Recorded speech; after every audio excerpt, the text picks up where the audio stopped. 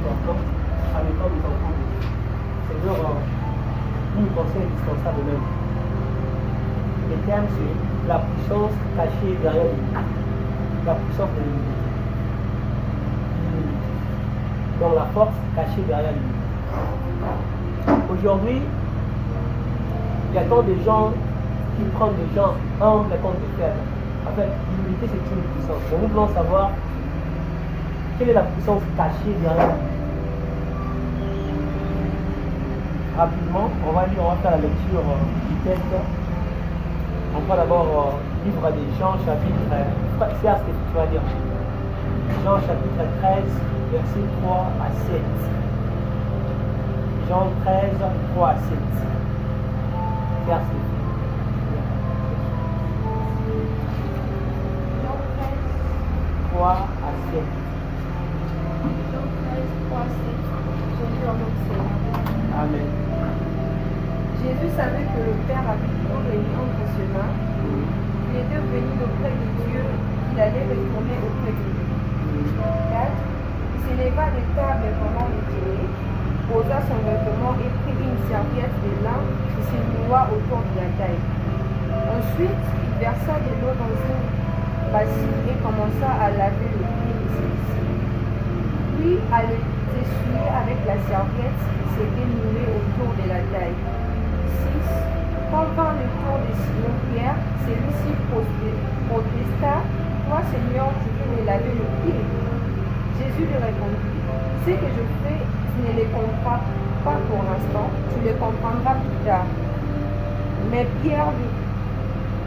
Jésus lui répondit, « Ce que je fais, tu ne les comprendras pas pour l'instant, tu les comprendras plus tard. » Amen. Amen. Donc on va fermer les seigneurs. Comment? Ici, on parle de Jésus. Jésus qui savait donc que le Père avait remis toutes choses entre ses mains.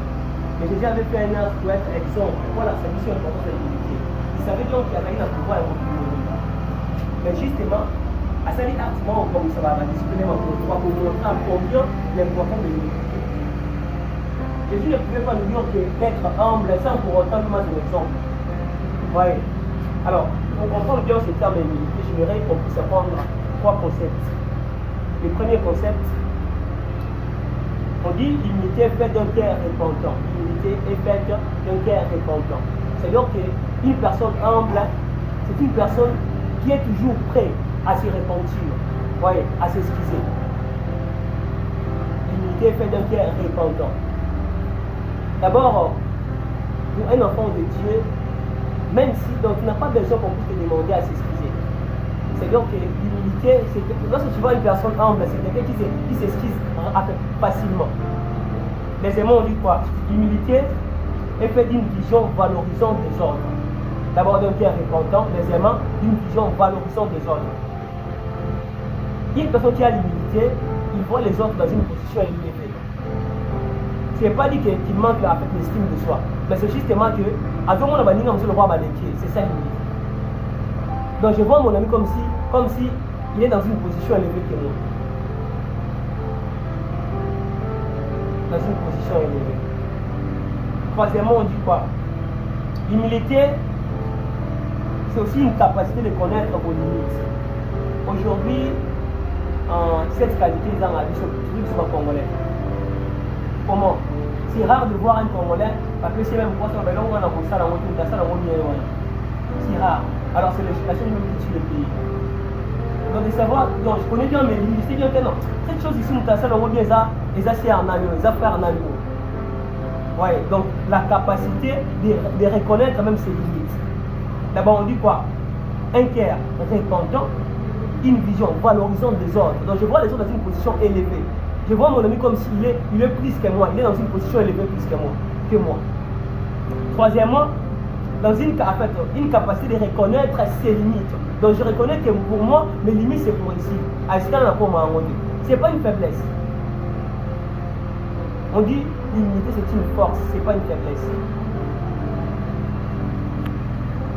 À part ça, il y a aussi quelques vérités cachées derrière l'humilité.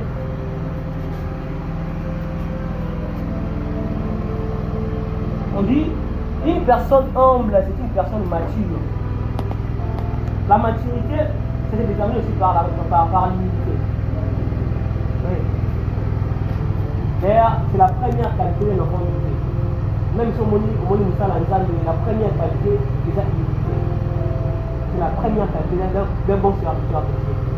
On peut avoir tous les dons, tout, mais si on n'est pas humble, on est nul. C'est avoir dans toute l'humilité, chanter dans l'humilité, forger même dans l'humilité. C'est ça la force. D'abord, une personne humble, c'est quelqu'un qui vit, moi j'ai dit, c'est la personne la plus heureuse au monde. Parce que si tu ne vis pas pour impressionner les gens, tu vis seul. Ça, bon, réussir ou pas, tu n'impressionnes pas les gens. C'est la personne la plus heureuse au monde. Une personne humble, d'abord, c'est quelqu'un, admettons que on vit dans une unité, même au réussir, mais si seulement si tu es orgueilleux, dès que tu échoues, tout le monde va te demander. Pourquoi? Parce que tu n'as pas l'humilité.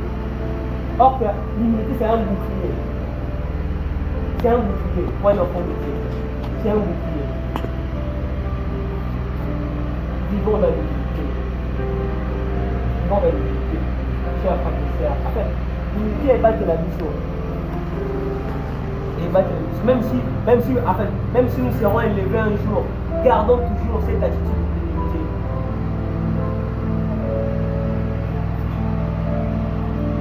Je vais rentrer en paix, parce que l'humilité, c'est une capacité de reconnaître, un cœur repentant. Une personne humble est toujours fidèle, est toujours d'accord, toujours prête à s'excuser.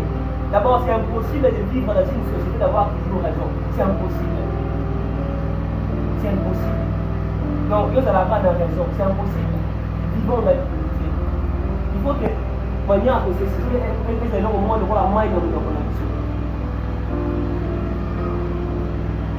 C'est ça la force. Une personne humble, c'est quelqu'un qui sait d'abord même où placer ses paroles. Une personne humble, on les connaît justement par ses paroles. Rien que par sa bouche. Mais comme nous avons dans cette personne humble.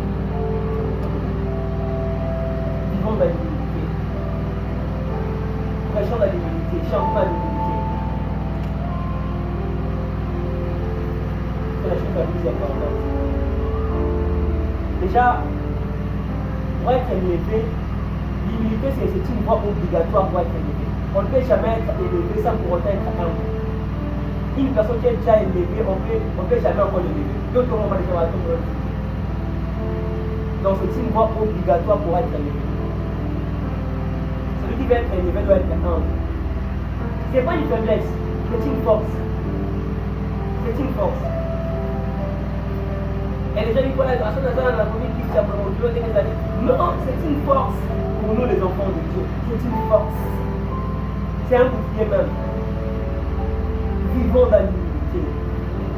Parlons, forgeons dans l'humilité. Tu n'auras pas assez de combats dans la vie. Vivons dans l'humilité. Posons dans le monde.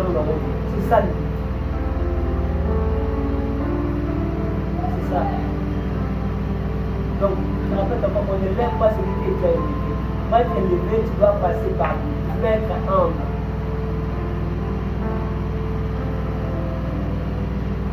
C'est ça la parole de Dieu.